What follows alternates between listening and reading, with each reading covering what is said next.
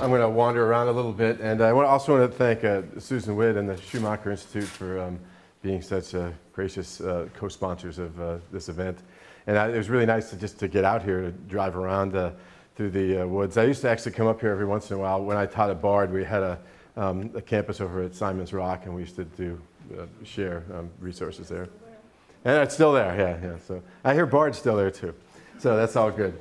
So, and Roz told you a lot about the Lincoln Institute. I'll tell you a little bit more. Oh, by the way, that's an iconic structure in Detroit. There's thousands of them.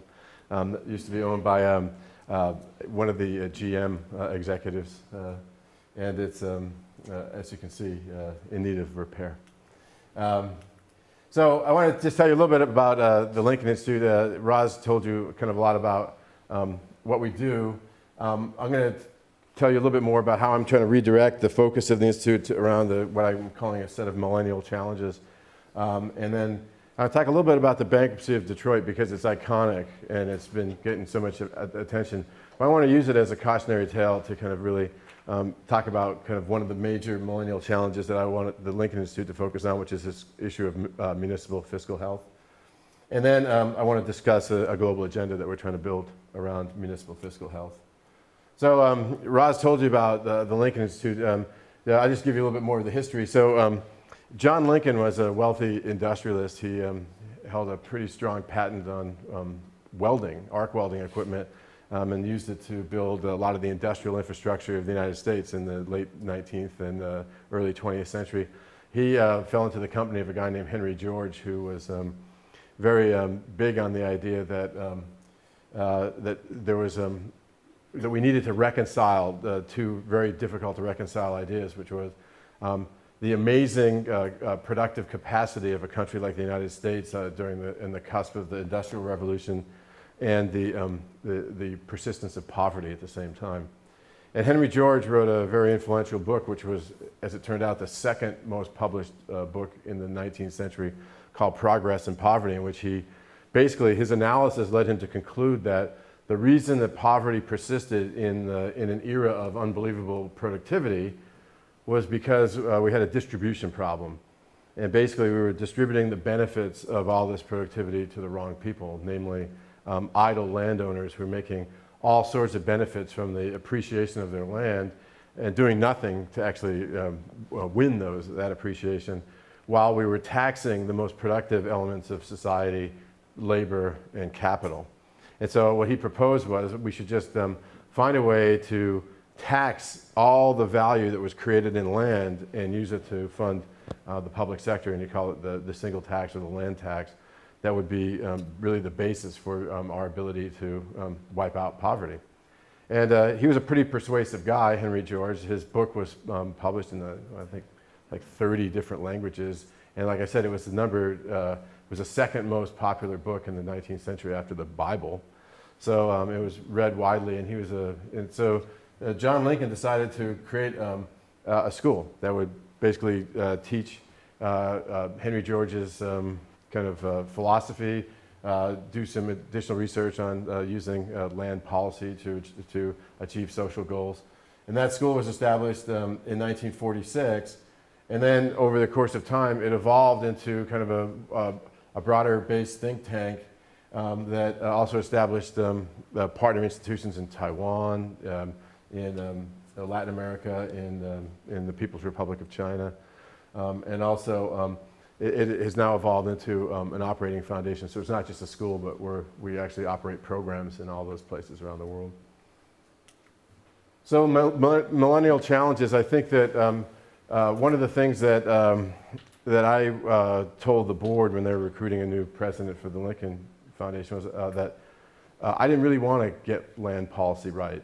Land policy for me is kind of an abstract concept, and what I wanted to do is find a way to actually improve things in the very same spirit that Henry George was trying to find a way to kind of deal with persistent poverty. I wanted to find a way to use land policy to solve bigger social and economic issues. And so then I had to think about, well, what are the kinds of social and economic issues that lend themselves to land policy solutions? And so just three big ones here. Climate change, and that's two types of responses to climate change. mitigation, where you try to take actions to limit the amount of climate change by reducing the amount of loading of greenhouse gases in the atmosphere, for example, by conserving land and managing land to sequester carbon. Or adaptation, where you actually find ways to make it possible to survive given global climate change, increased severity of storms, rising sea levels, that kind of stuff. And that falls into the realm of planning, but it also falls into the realm of taxation, where you can find other taxation schemes. Carbon trading, for example, might be a way to also mitigate climate change. Urbanization and redevelopment, I think that really redevelopment is potentially the biggest economic and community development challenge of the next century, because as it turns out, we've pretty much built out most of the cities of the world. They're not going to be able to occupy very much larger kind of geographic footprints. So what that means is if we're going to increase the size of cities, we're going to have to find a way to develop land that's already been developed for another purpose and is very likely occupied. So if in a place like Detroit, we might be redeveloping industrial land that had been laid waste for years. It could be brownfields. It might be redeveloped for commercial or residential purposes. In places like Mumbai, where 30% of the population live in unplanned settlements in and around the city, it's going to be trying to find a way to both improve and densify those informal settlements so you can have more people live in better and safer conditions. But how do you manage the process where you move people, fix the land underneath them, and then be able to build up and re-inhabit that land? It's actually not easy, and we haven't actually done it very well historically in the United States. We have a lot of scars from our attempts at redevelopment that, let's just say, we didn't do it well. But it also involves trying to really expand our planning horizons beyond individual jurisdictions into regions, to get regions to think about what it takes to actually function as a region. Because as it turns out, I mean, a lot of cities didn't get the memo, but it's actually regional economies that are the relevant actors in the global economy. Because you don't assemble all the factors of production within the boundaries of a city, you get it in a region. Housing markets are regional, employment markets are regional. And so ultimately, we're going to have to find a way to behave as regions, not as individual jurisdictions.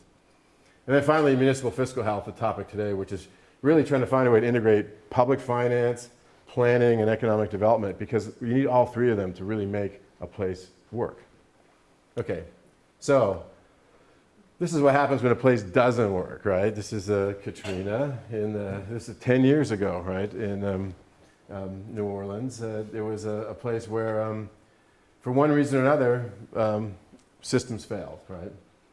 And this is one of the reasons why we need to think about adaptation to climate change as a millennial challenge, because we need to figure out how to stop things like this from happening, because it's not just Katrina, it's Ike. This is Galveston, Texas, years after Katrina, where entire areas were wiped out, or Sandy in New York, we saw pretty much the same thing. So for me, when I need wisdom, I always turn to some of the great thinkers of the 20th century, like Yogi Berra, who said that in theory and practice are the same, but in practice they're not. And because very often we encounter all these problems that especially when you talk to academics, they just kind of wave their hands at them and go, we don't see what the problem is. The problem is that people just don't do what they're supposed to do, right? And in theory, something like municipal fiscal health is actually quite simple. You just have to raise enough money to pay for what you need. But in practice, it's really, really challenging. And it's really challenging because many of the factors that affect the fiscal health of a municipality are factors that are out of the control of the municipality. I mean, like a hurricane, right? But it's more than hurricanes. These are like big, structural things, like the macroeconomy of the country, or the economic transition of a country as it moves from being an industrial powerhouse to being a service economy.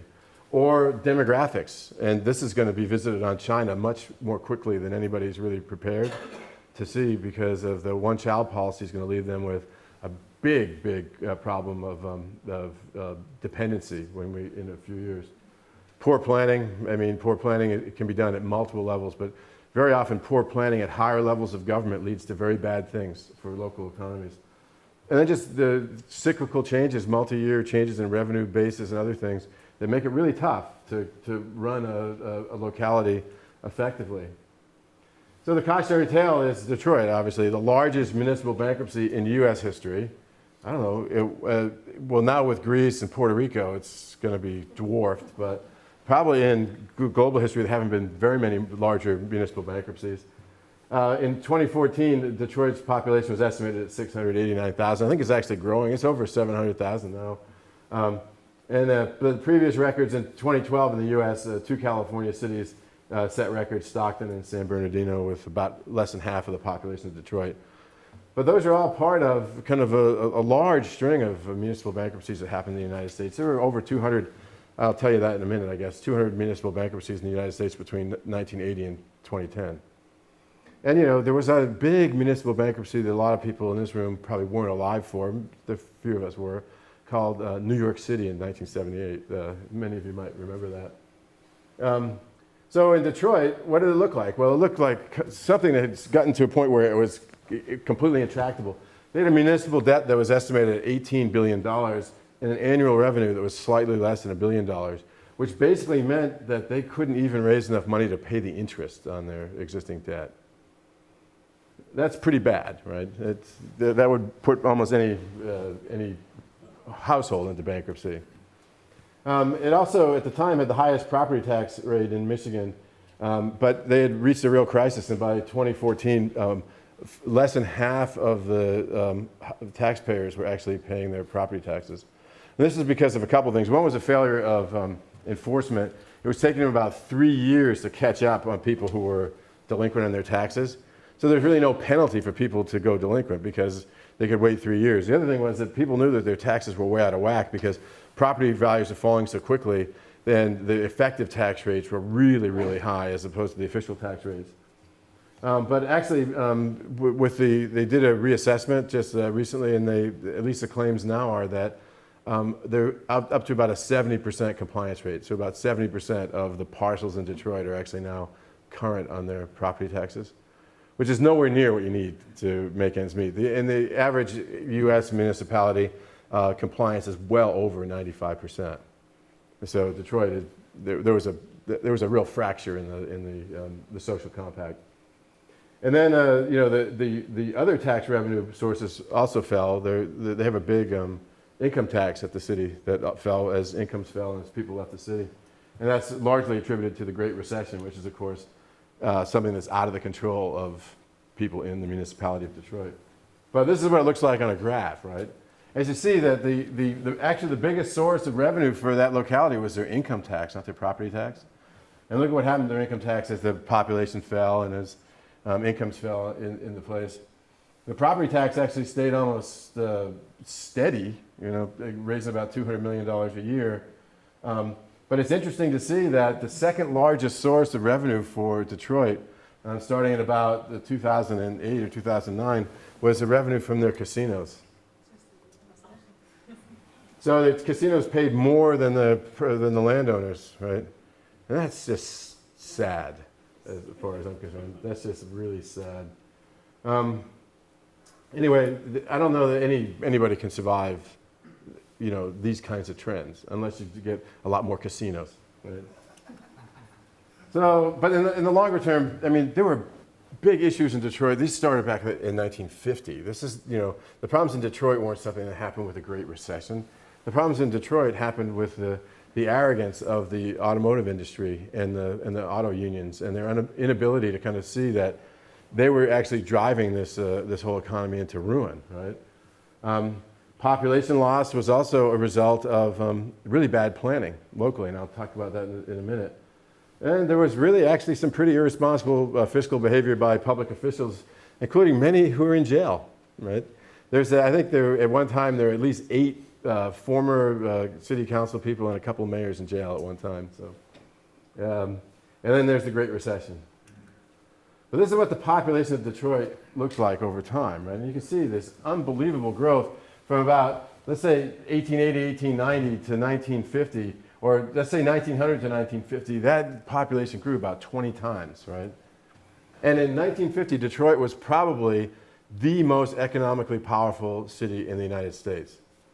Now, 2 months ago, I was in Shenzhen, China, and I don't know if you know much about Shenzhen, but Shenzhen grew In 1980, Shenzhen was about 50,000, and today Shenzhen has 12 million people.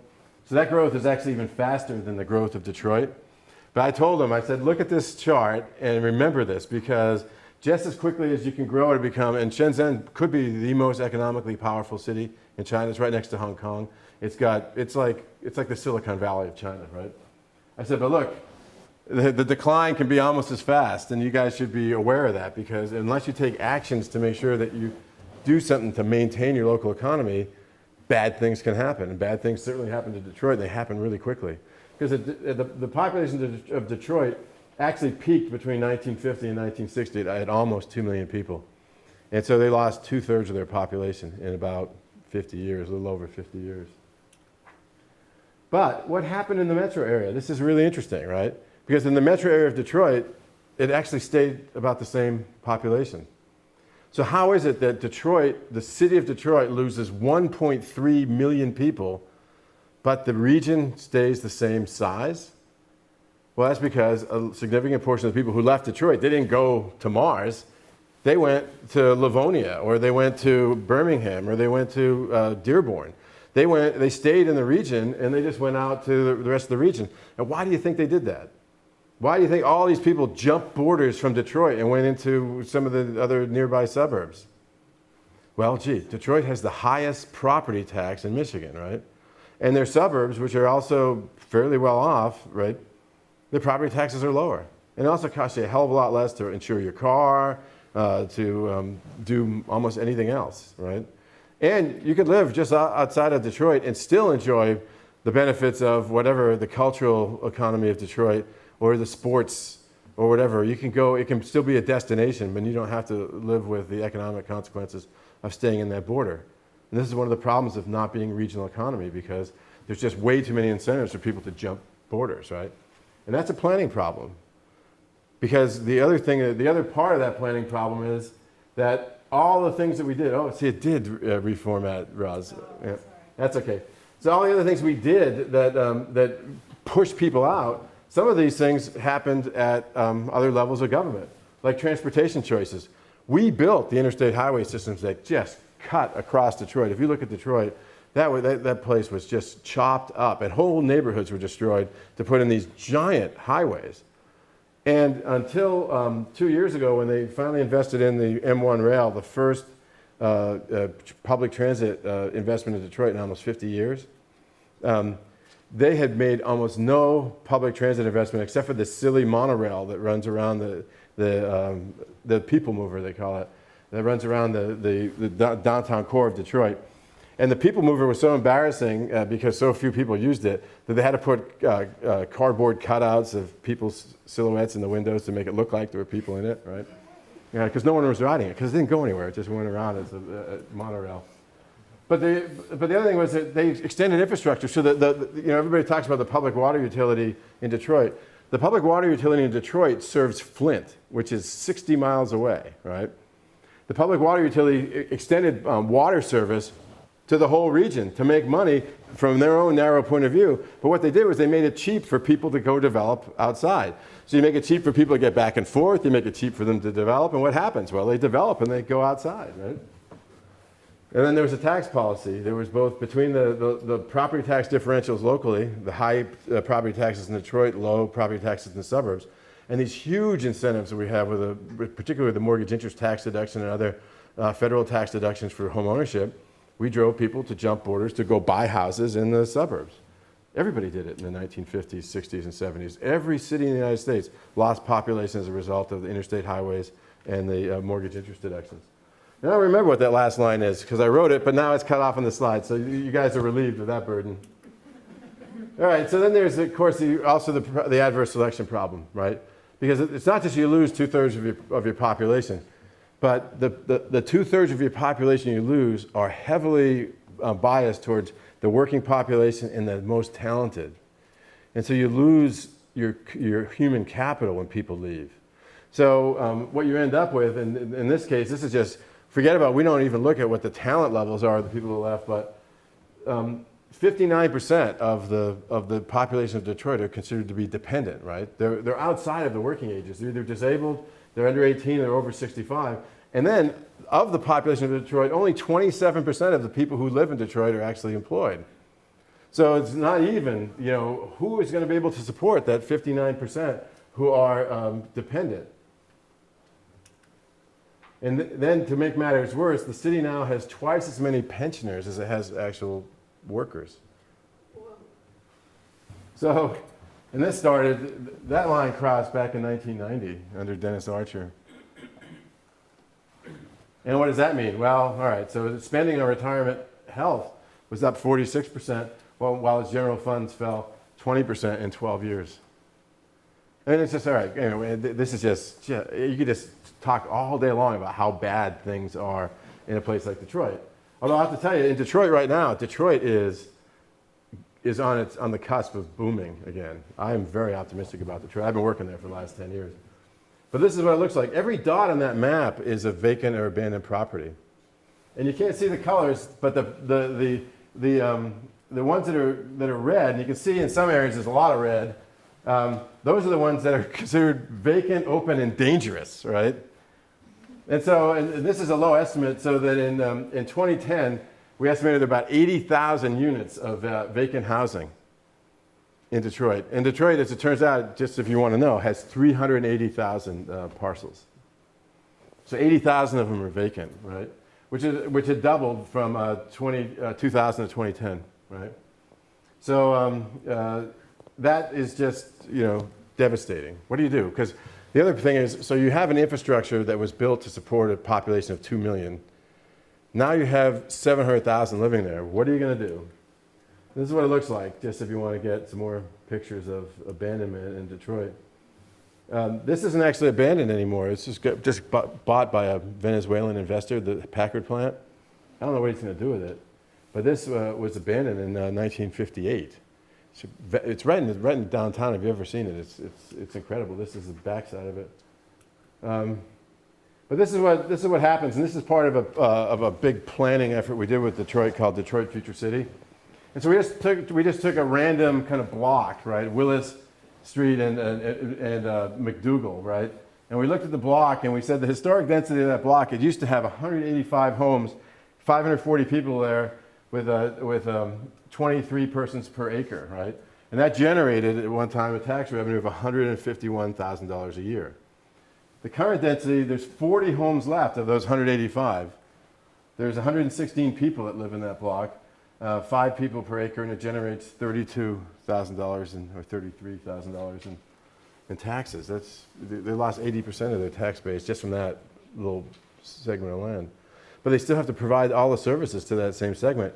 It's not any cheaper to provide fire, police, other kinds of services. And that's what blocks like that look like. So then there were other bad financial decisions. I mean, there was this really well-known decision where they tried to restructure their pension plan with this crazy investment scheme that Kwame Kilpatrick did. So he borrowed $1.44 billion. And the beautiful thing about that $1.44 billion that he borrowed mostly from 2 banks as unsecured loans. Right? And they were screaming when it went into bankruptcy. It was Wells Fargo and I think B of A, right? And the deal, but as it turns out, they were protected in the bankruptcy, at least to some extent. It was estimated it was going to cost the city $2.8 billion, and they restructured it. They didn't get wiped out, even though they could have because they were unsecured. But in the end, it still ended up costing the city a considerable amount. It's a good portion of that $18 billion of debt that's sitting on the books of the city. And then you can see what happens to their revenue and debt. The revenue actually remains relatively stable given the fact that over all those years in 2013 dollars, they lost so much population, right? But their debt soared. And the reason was because they went into debt to try to support all that infrastructure. So what are the remedies for Detroit? And Detroit is actually remedying itself, right? So they, on the planning side, so this Detroit Future City plan, which was the most participatory planning exercise in the history of planning, right? It actually involved over 100,000 individual unique contributions from people in Detroit. So a city with 700,000 people, 100,000 people participate in a planning exercise. That's not bad, right? You at least get the idea that you're doing something that's of interest to the people. And they developed a new cooperation between the local, state, and national governments, including that big investment in not just the M1 rail, but a regional transit authority that they finally got passed at the state level to actually try to find ways to get people from home to work in Detroit, which is impossible if you don't own a car. And then the creation of a land bank and blight commission that was really taking on strategic efforts to acquire, reassemble, and reuse land much faster than it would be done normally. And then they wrote off about $10 billion of that $18 billion in debt, which wasn't bad, right? But they still have $8 billion in debt with still revenue of about $1 billion a year. It's really hard to make ends meet. And they overhauled a lot of local government systems, so that's important. And one of the government systems that we helped overhaul was, this will shock you, I hope, because it just always drove me crazy. Every year that I worked in Detroit, and I worked in Detroit from about 2005 to 2015, the city of Detroit either failed to use or sent back to the federal government over $100 million of formula money because they couldn't use it. And so it took me a while, it took me about 7 years to kind of figure out why is it that a city that's in that much need and that much debt can't use the free money that's coming from the federal government. As it turns out, Detroit had a worse grants management system than your second-tier universities. So what they did was they devolved responsibility for grants that come from the state or the federal government down to the individual offices. So the planning office took some, the housing office took some, health and human services took some, which means they also incurred the obligation of reporting and complying. And a lot of them got their knuckles whacked a few times for not complying, not spending the money in the right way or whatever. And eventually the people in the city offices said, forget it, I'm just not going to do it anymore. And they just stopped requesting the money, and the money just went kind of unrequested. There's $1 billion in 10 years that they did, more than $1 billion in 10 years that they didn't use, right? So what we did was we said, all right, well, when I was at the Ford Foundation, we said, yeah, hey, what's it going to take to build a single office for the city that will be the grants management system that works just like one that works in any decent university, right?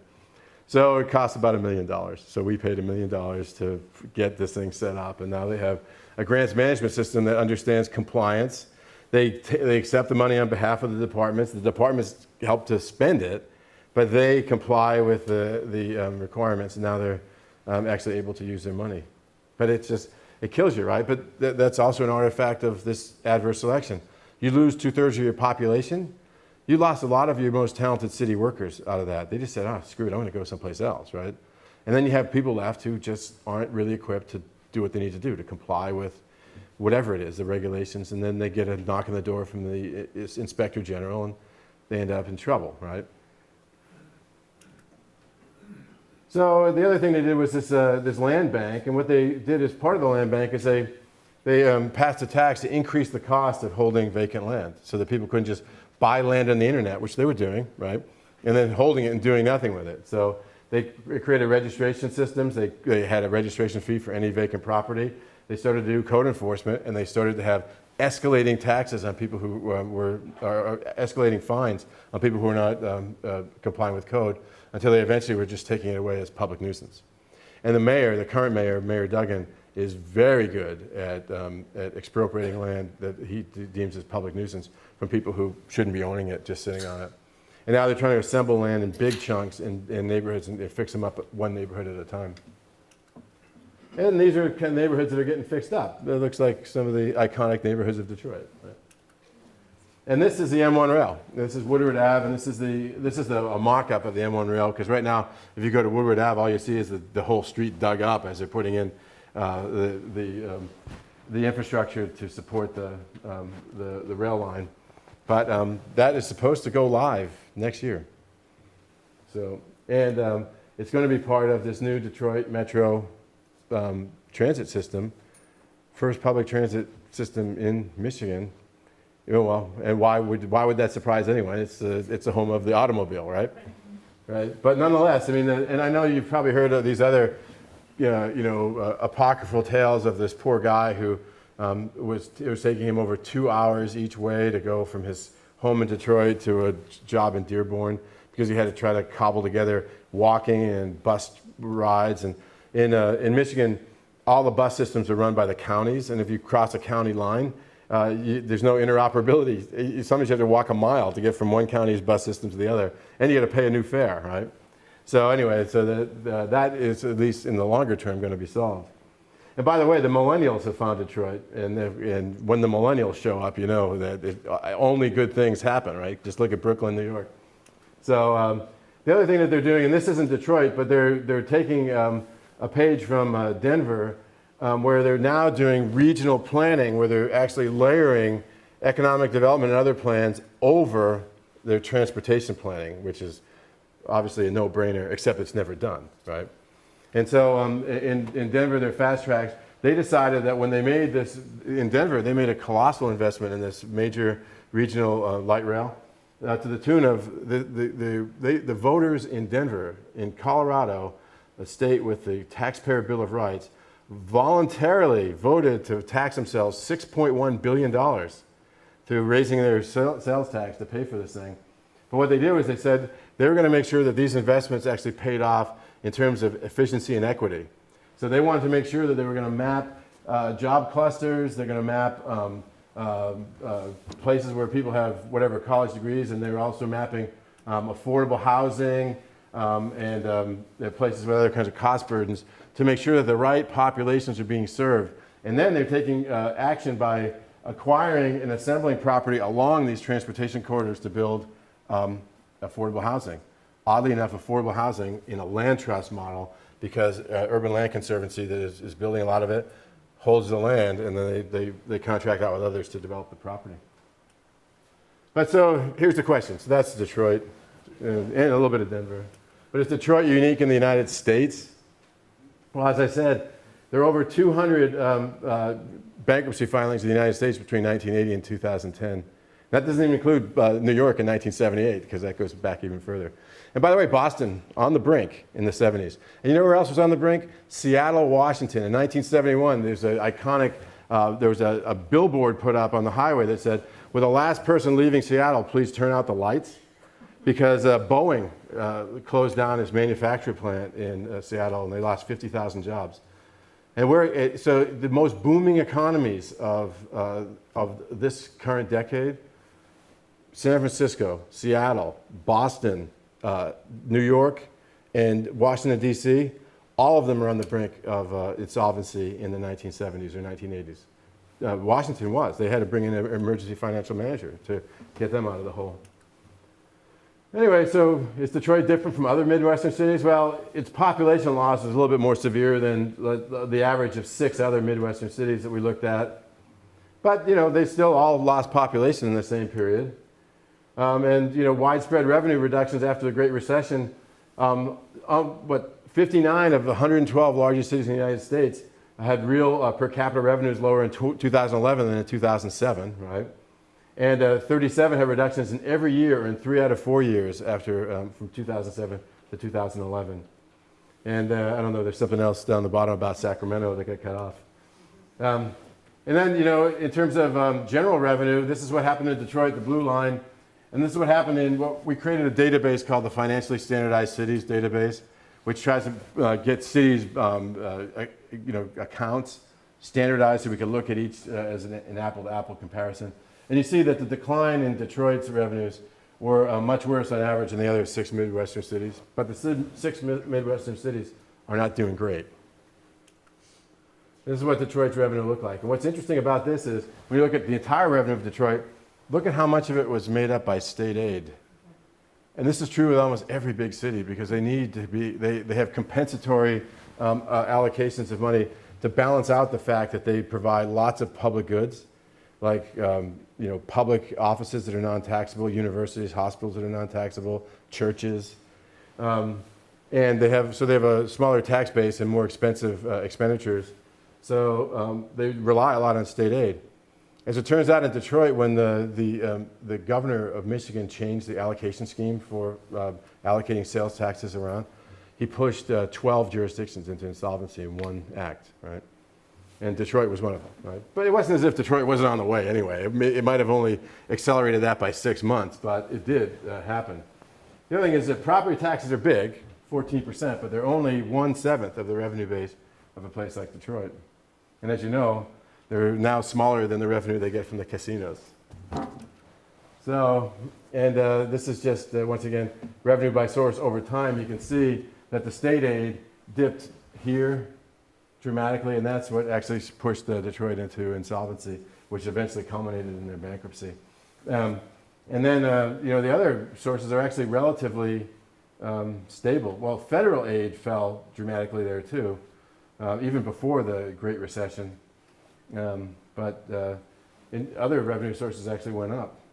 But this actually looks remarkably like, if you look at Buffalo, Buffalo relies almost entirely on state aid too, right? And all the other ones are relatively stable kind of revenue sources. Or if you look at 6 other Midwestern cities, you can see that every one of the big cities in these states rely on state aid almost twice or 3 times as much as any other revenue source. And their property tax is big, right? It's their second biggest one in most of them, but it's still less than half of the state aid that they receive. And then if you want to look at, and once again, remember the theme of this section of the discussion is Detroit unique, right? So the National League of Cities does a survey of all the cities to find out how the cities are kind of feeling about themselves every year. And if you track it from 1990 to 2014, you can see there are periods of time when, 88% of cities felt like they're less able to meet the financial needs of their populations.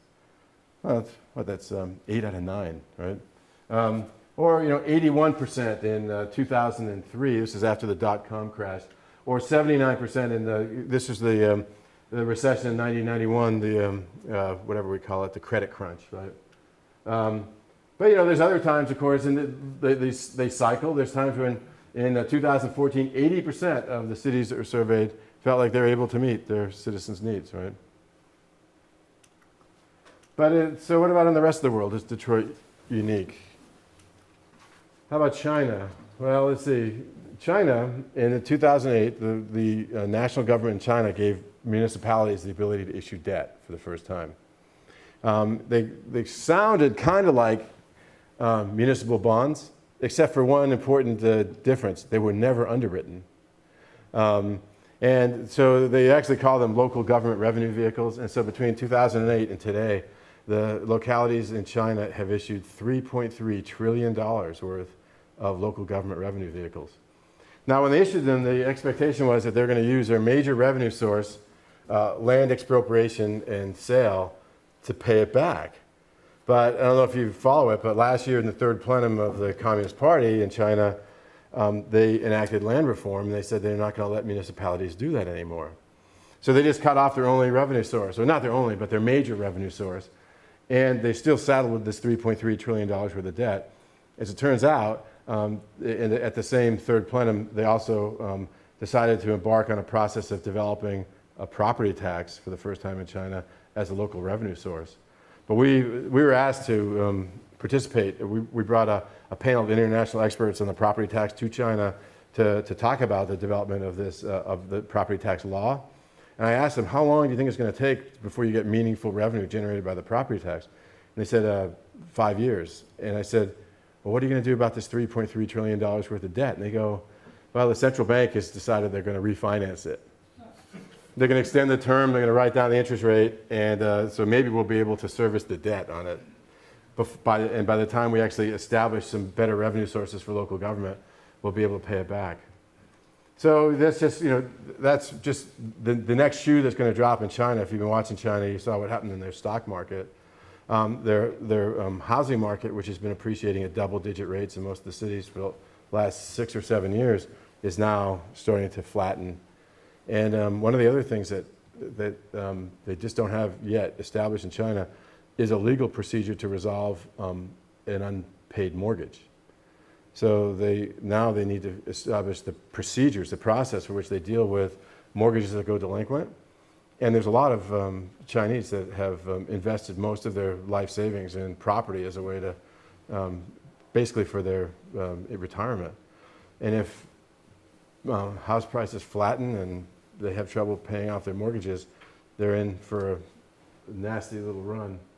So China is definitely, they're tracking this. And the only good thing that they have going for them is they're sitting on gigantic amounts of Federal Reserve, or foreign reserves from their balance of payments surpluses over the years. So they've got the money to refinance the debt and stuff, and they just need to figure out what they're going to do to contain the asset values. So there's lots of press about what's going on in China at the time. I got this from the Economist. It was at 2.9 trillion, but it's gone up another 400 billion since then. Local government financial vehicle, sorry, LGFV, right? So why do we care about insolvency? You know, what happens if like a local government goes bankrupt anyway? I mean, everybody still gets to work, they live their lives, right? No big deal, right? Well, except that what ends up happening is like in Detroit, formerly paved roads have now reverted to gravel because they've been under-maintained for so long. They have coyotes and wild turkeys and stuff running through different neighborhoods in Detroit. These impaired provision of public goods and services, they have whole neighborhoods, they don't have streetlights because they can't keep them lit, right?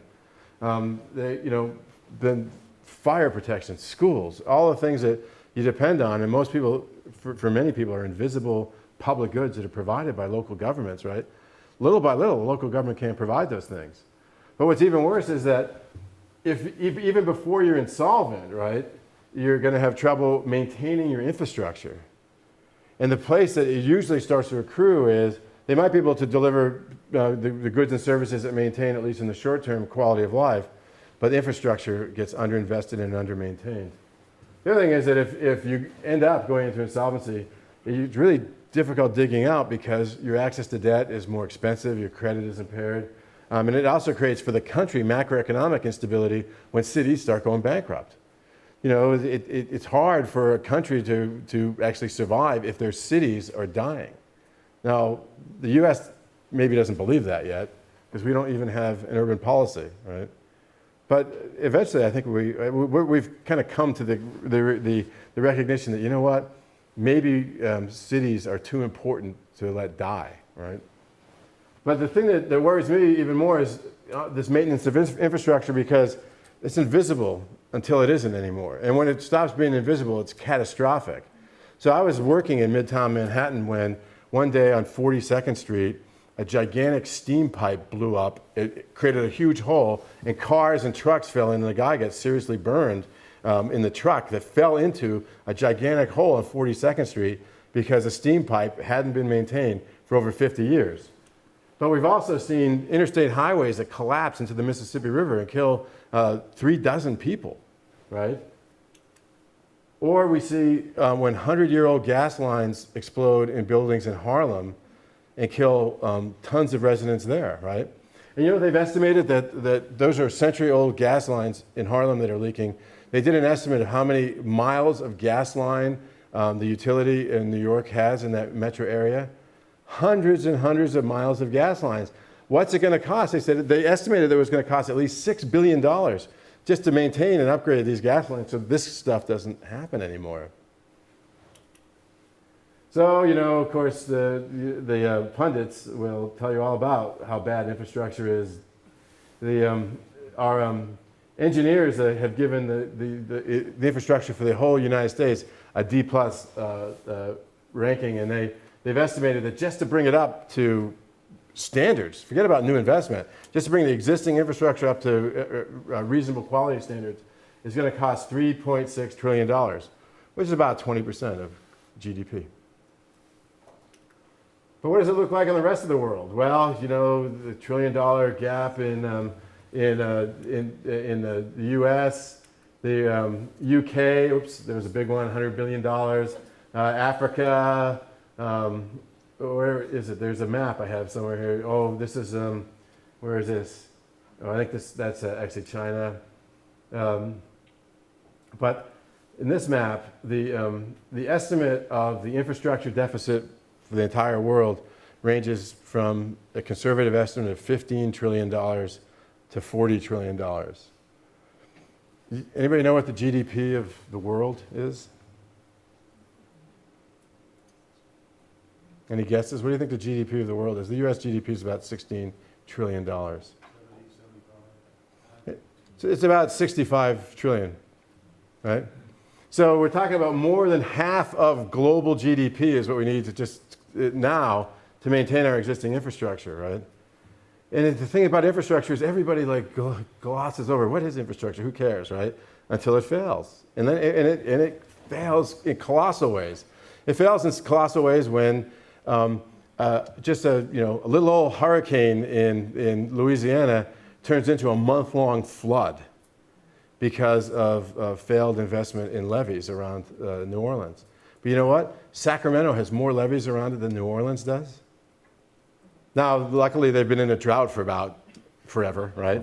But if they stop being in a drought, what is going to happen in Sacramento, right? They have more people living in harm's way in houses in Sacramento than they do in New Orleans.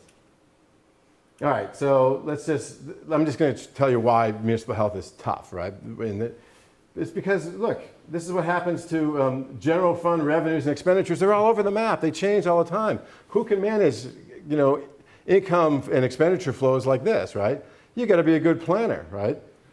But the public finance people aren't necessarily very good planners. They think about finances, and they generally don't think about finances over a 30-year period. So they don't think about it in long term. And then what about other factors that are, like I said, outside of their control? Regional economy, national economy, and the lag. Stuff that happens in the national economy doesn't even visit you locally for about 18 months. You don't even know when the big recession hits, the stuff doesn't even start showing up locally for 18 months. And when it does, there's almost nothing you can do about it, right? And then there's these other demographics. What do we do with an aging population? What are you going to do in Maine? Maine has the oldest population of any state in the U.S., right? What are we going to do with Maine? I don't know. All right. Anyway, then there's economic transition, right? The economic transition is just another devastating thing as we move from being an industrial economy to being a service economy. So in the U.S., job creation, among the 30 occupations expected to have the largest employment growth, 23 require a high school diploma or less. So we've de-skilled our jobs too. And then, with the occupations with the largest projected growth, retail sales, home health aides, food prep, landscaping, security guards, childcare. And jobs are low wage, irregular, erratic hours, and this is not where you build an economy, right? And then there's the fiscal and financial factors, the changes in public revenue schemes, partially funded national programs, unfunded mandates. And this is a big deal, especially for relatively rural areas like this when the Clean Water Act gets updated and all of a sudden everybody has to improve their water systems to meet standards that are incredibly tough. You know how tough the standards are for water systems? They're not even met by your bottled water. The stuff we expect our localities to do to bring to our tap is actually of higher quality than that we expect people to put into a plastic bottle and sell you for $2. And that's an unfunded mandate because they don't give you any money to do that. They just say, all right, new standards, arsenic levels have to be brought to a new all-time low, and you got to figure out how to do it, right? And then anybody that has commingled wastewater and sewer systems that flow into any body of water, they're almost always out of compliance with the Clean Water Act, and they end up in these long-term battles with the EPA that cost millions and millions of dollars in fines. Every city in the U.S. is in that position. All right, and so anyway, it's all tough, right? Look at this. My God, what are you doing this? This is like a roller coaster. It just makes you crazy, right? And then, if you add it up, and this is once again from the National League of Cities, when they talk to the city financial officers, this is what they got. The most negative impact, infrastructure, cost of retirement benefits, retirement, employee wages, and then what the positive stuff was the health of the local economy, city tax base, population. But in most cases, the big things are really intractable stuff, right? And these are the kinds of actions in 2014 that cities took. They increased fee levels, they increased property tax rates, they increased the number of fees. The bad thing about Ferguson, Missouri, and places like Ferguson, Missouri, was that years ago, they decided that rather than increase their property taxes because property taxes were so unpopular, they were going to make it up with traffic fines. And they started to raise traffic fines to such extraordinary levels that they got more than 30% of their general revenue from traffic fines. And then, of course, their enforcement, well, we'll leave that for the Justice Department, but let's say there was pattern and practice that maybe wasn't very acceptable, right? But 30% of their revenue is coming from traffic fines, which, conflate kind of, why do you have traffic fines? Is it to raise revenue, or is it actually to promote safety on your roads, right? And so when the state legislature of Missouri tried to pass an act that said that they were going to limit any jurisdiction from collecting more than 10% of their general revenue from traffic fines, all of the jurisdictions from St. Louis County, including Ferguson, went en masse to the State House to protest because they were getting anywhere from 20 to 30% of their revenue from traffic fines. But that's not sustainable. It's just nuts. It's crazy, right? And what do they do on the expenditure side? These are what they're increasing and what they're decreasing. And you can see, it's all over the board, and we can kind of analyze this. The point is that there's a wide variation of what people can do, and they end up playing this three-dimensional chess in their expenditures and their revenue side to try to make ends meet. They can increase one thing, they decrease another, they try to play games over time, but almost always it comes out of infrastructure if they can't make ends meet. And that's, once again, from the League of Cities, what are the key concerns of U.S. city leaders? The fast growth of low-wage jobs, number one. The strength of the real estate market. The fact that internet commerce, which is generally untaxable, is dominating their retail spaces. The vulnerability to external policy shifts that they can do nothing about. And then providing services, investing in infrastructure, the stuff they need to do, they can't do it, right? And then, the Milken Institute and many others have come up with these standards, which really make sense. This is how, if you want to start thinking about framing municipal fiscal health, what do? Well, how about we all start using standardized actuarial assumptions and do standards for municipalities that are like corporations, so they actually keep their books in ways that you can understand. Implement multi-year budgeting and rainy day funds and capital budgeting, being able to keep track of their capital needs and their expenditures. Assess economies of scale with shared services. One of the things we expected in the Great Recession was there was going to be a lot more consolidation of services amongst jurisdictions because they would just see the economies of scale. It was a rare thing. It rarely happened. And my brother is an environmental engineer. And I asked him how many, he works in New York. I said, so how many jurisdictions started to at least merge their water and sewer systems? He said, none. I said, why? He goes, because it's too complicated. They have these weird debt structures. They couldn't kind of commingle. I go, when they do mergers and acquisitions in the private sector, it always works. Why couldn't it work in the public sector? And they go, well, nobody has those skills in the public sector. The smart people are working doing the merger and acquisitions in the corporate sector. They don't go to the local water and sewer company and help them to figure out their finances, right? Establish control boards as a last resort before you end up having one imposed on you, and provide short-term federal aid to municipalities. This is from the Milken Institute.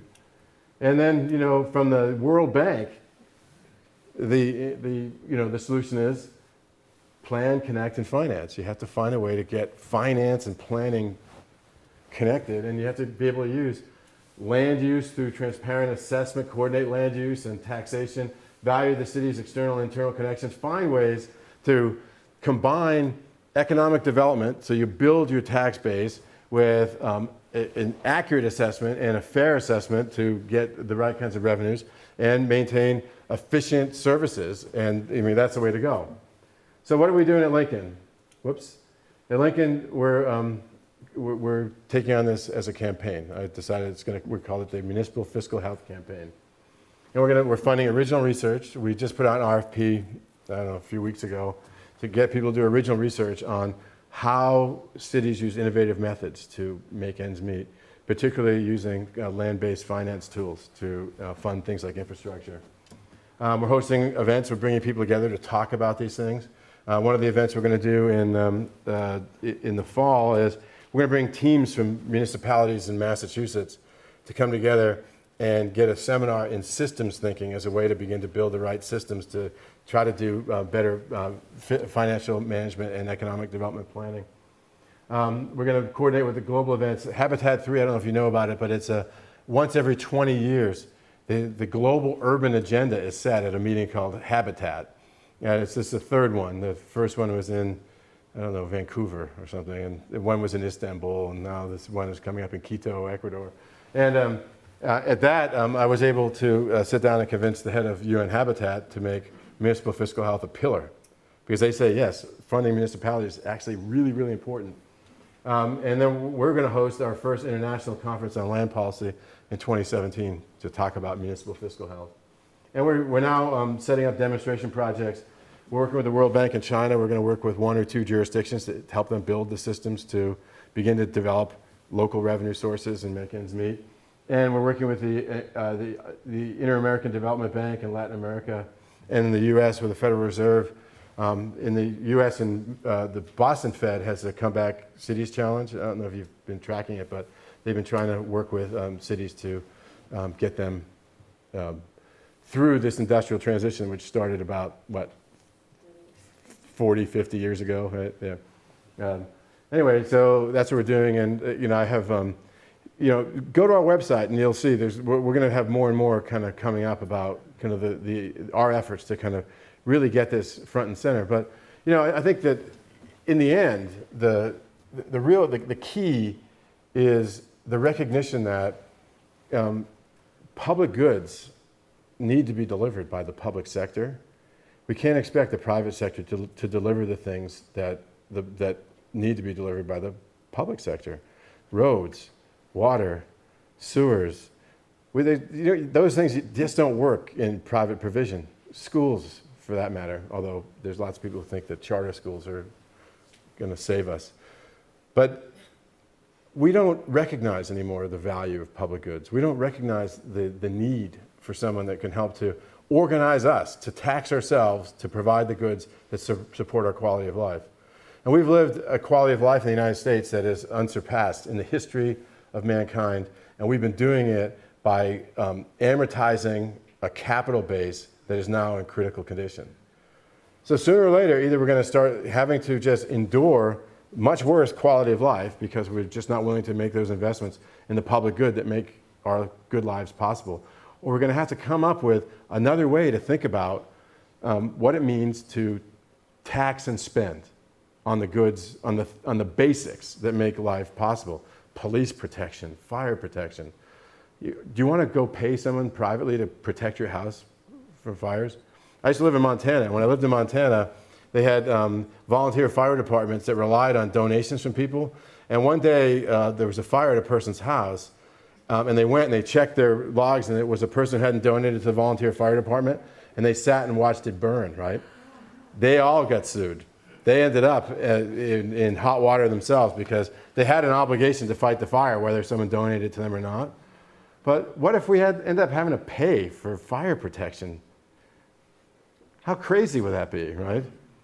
Or, the ambulance that's going to show up when you fall down and you can't get up. I mean, these are the things that actually make us a better place than we would be otherwise. And we have to find a way to start talking about it in meaningful ways and get people to appreciate what it is that the public sector does for us and how it makes our lives great. So that's it.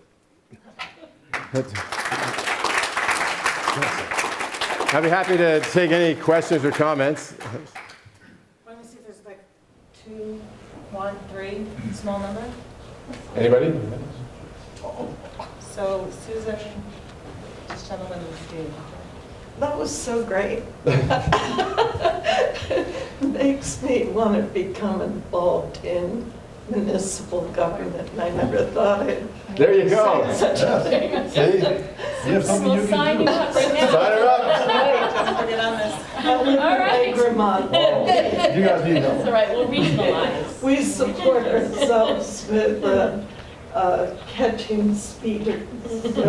Yes, you should. Yeah, they do. But what do you think of Jane Jacobs? I love Jane Jacobs. Oh, good. Yes.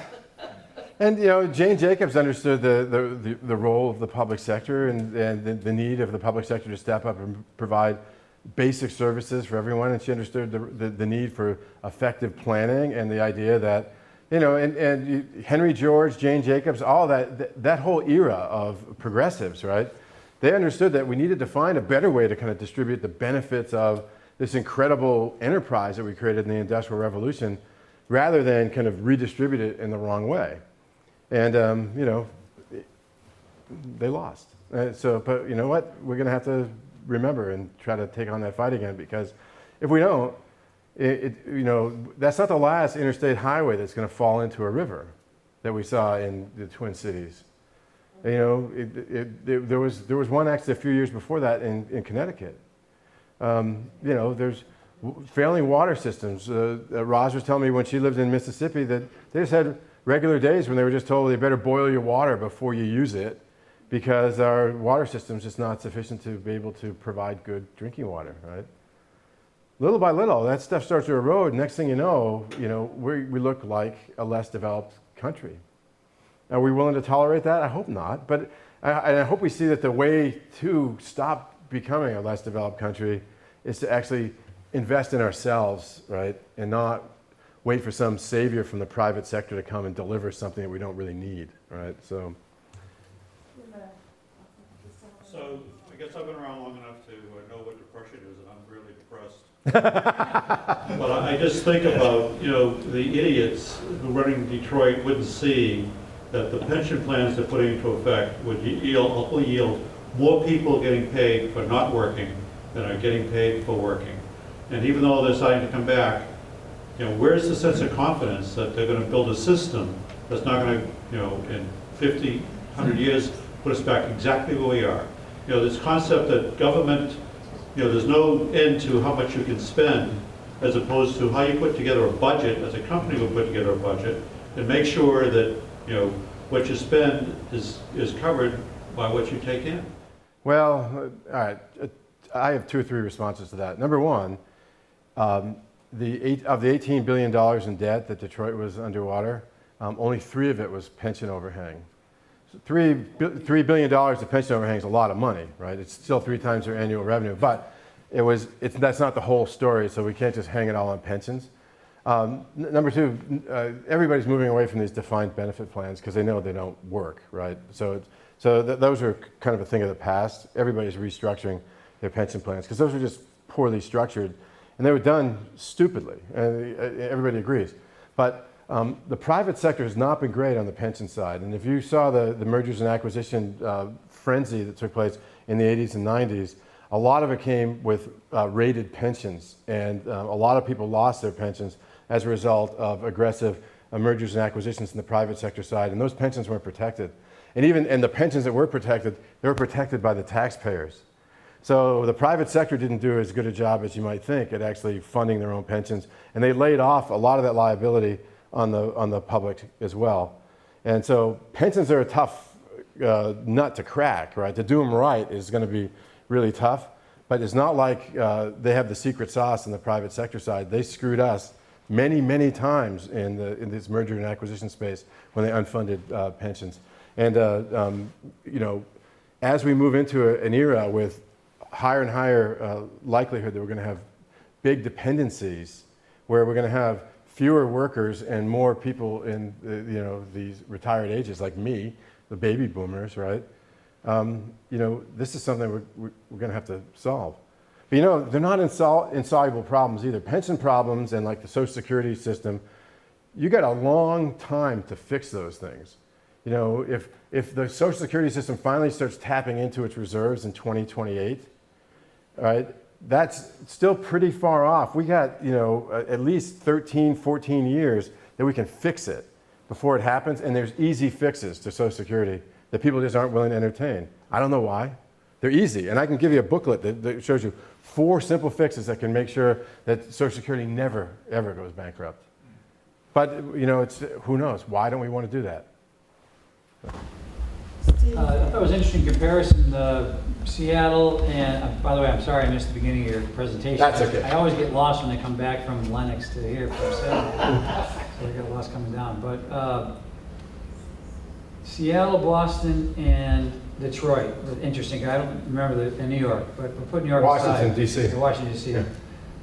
In Seattle and Boston, what was interesting to me that's common to Detroit is they really were relying on a couple of industries. You know, Seattle was really relying on transportation, just like Detroit. Yeah, Boeing. Yeah. Boston was really relying on the the big computer companies in the 70s. Well, they're also doing a lot of contracting, federal contracting. Right, a lot of federal contracts. Yeah. And so when the greater Boston area started catching on, when they diversified their economy, we've got a much more diverse, extremely powerful economic engine going on down there now with Yeah. all kinds of things now that are going to be hard to turn for a long time. In Seattle, you know, that story is unbelievable that they went from Boeing almost knocking to their knees to being one of the most vibrant economies because you got all the tech companies out there. Right. So what do you think is going to be the thing that brings, because it's not going to be, the public sector didn't save Detroit, it didn't save Seattle and Boston. What's going to save Detroit? It's not going to be good public spending, it's going to be some economic engine. What do you think it's going to be? I think it's going to be new light manufacturing. I think it's going to be all this new maker stuff. This watch I have here is Shinola. They're produced in Detroit, and they're not cheap, right? And I bought it because we supported Shinola when they're just getting started, and so I think that there's a lot of new kind of clean industrial industrial applications that are even compatible with residential uses around them. And one of the things that cities like Seattle and New York and others are starting to recognize is that in their efforts to kind of really rebuild their economies and find ways to reuse their industrial lands, they rezoned a lot of industrial land to mixed use commercial residential, and they don't have any place left for manufacturing, right? And so all of a sudden now the industrial Midwest is looking like a place where manufacturing is possible again. And now that wages in the US are starting to kind of converge with global wages, you can't swing a dead cat in Detroit without hitting an investor from Israel or China or someplace in Europe looking for industrial space that they might be able to buy on the cheap, right? Because people see it now. They see, and the idea that you can also live and work in close proximity in a place like Detroit where you got 100,000 vacant sites, right? It's easier to do it than it is to do it in a place that's built out like Seattle, right? So I think that there's a lot of possibility there, especially if we start making things again, and I think we can. I think that there's actually a possibility here. So we'll see. We'll take one more question from our Mari. I have a question regarding, I think fiscal spending is for sure very important, but I guess my question has to do more with the mindset. How do we understand urban policy in the US? How do we make sure it doesn't become actually a regressive policy? What is going to happen, for instance, to people who rent houses in neighborhoods that suddenly have become very nice, and the signal to the market is that this neighborhood is very nice, so now only people who can afford living here are going to live here. So we're going to put a regressive tax almost on being poor or not owning a home in a very nice neighborhood. Well, I think, there's certainly strategies that we've seen work that help to protect affordable housing in perpetuity. And so, for example, when Boston was in really tough shape, Dudley Street Neighborhood Initiative created a community land trust that locked up a whole bunch of property in Roxbury that they got people to really invest in, fix it up. And now that's still a thriving and affordable community in one of the most expensive places to live in the United States, and right in Boston, right? Now the question is, are we going to be able to, get enough kind of property kind of protected from that, speculative market? Hard to know, but I mean that's the way to do it, and they've been able to do it with deed restrictions in some places and other kinds of really mandatory inclusionary zoning processes that make sure that a significant share of property is developed with that is maintained as affordable. The problem we've had over time is actually maintaining it. You create this affordable housing and then somehow it disappears from the stock, and we're working on finding ways to steward affordable housing longer term. And that's why like a community land trust is a natural to do that kind of stuff. So you're right. I mean, there's a good likelihood. When I first moved to New York, when I went to work for the Ford Foundation in 2000, no one lived in Brooklyn, right? Brooklyn was like, Brooklyn, everybody said, why would you want to live in Brooklyn, right? It's a wasteland, except they lived in one neighborhood in Brooklyn, you know, right by the Williamsburg Bridge in Williamsburg, which was like mini New York. But now you can't touch Brooklyn, right? Even Bed-Stuy has gone off the charts, right? And Bed-Stuy was considered to be a really, really troubled area, even when I moved there in 2000. That was just 15 years ago, right? And you know, they didn't reserve a lot of property in Brooklyn and keep it available off the speculative market. So tough luck. But you know what's happening now? All the hipsters from Brooklyn are moving to Detroit. There's lots and lots of them. I run into them all the time when I'm in Detroit. You see, they're starting new shops. They're growing stuff. They're starting restaurants. They're building bike shops. They're doing all sorts of crazy stuff, right? Because the hipsters, they don't care where they live, right? They just go where they need to go, right? And they like it where it's gritty and kind of wild and a little bit different, right? And then they become the urban pioneers, and next thing you know, Starbucks is there, there's someone selling ice cream, restaurants are showing up, and it becomes a destination, right? So. All right, well, thank you very much. Thanks.